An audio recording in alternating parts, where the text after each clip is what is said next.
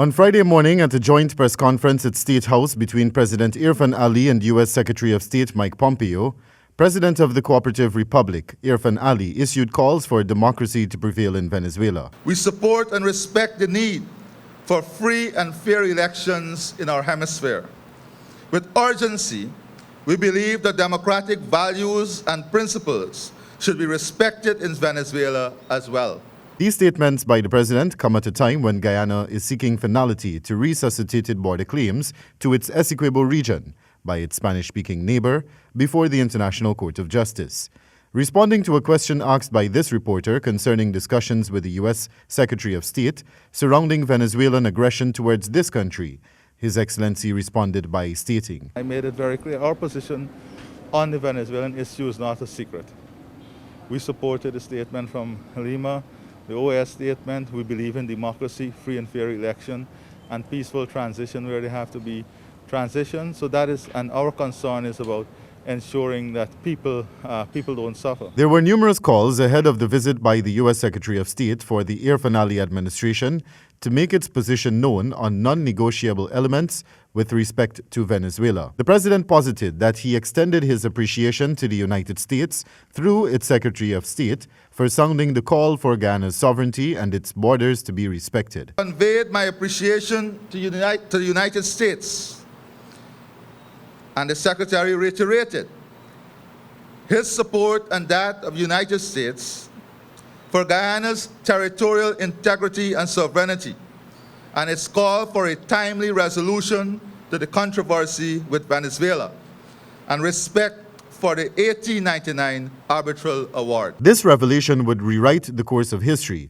as America in 1895, under President Cleveland Grover, had adopted the cause of Venezuela's claim to Guyana's border by lending legal support to Venezuela and issuing the call for arbitration to settle the matter. The British government had supported Guyana throughout that process. The president's statement comes on the heels of former President David Granger's refusal to grant permission to the U.S. to operate a medium wave frequency here, which was expected to broadcast radio messages to Venezuela, citing the reason for doing so as non-interference in a sovereign state's affairs. Meanwhile, Mr. Pompeo, while issuing statements to the media, outlined the objective of the United States as it relates to the Venezuela crisis.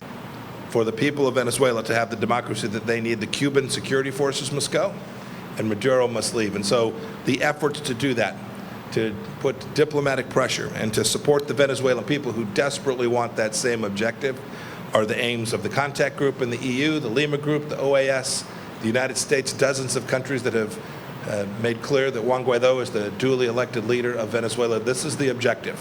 We want democracy and freedom and the rule of law, just in the same way we fought for you all to achieve that for yourselves. We want to fight for that to be achieved by the people of Venezuela as well. The Secretary of State is on a tour to several South American nations, Suriname, Guyana, Brazil, and Colombia, most of which share borders with Venezuela. He also met with the CARICOM Secretary General, Erwin Larocque. The last time Pompeo visited the Caribbean region in January, his visit did not find favor with the then chair of the Caribbean Community, Mia Mottley, for failing to engage with all of CARICOM.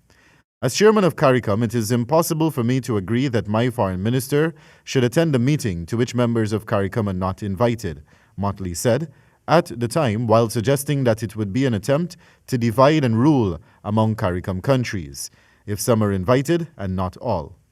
Pompeo has been touring the world over the last month, and many have hailed it as an attempt to polish the foreign policy credentials of President Donald Trump ahead of November's presidential election.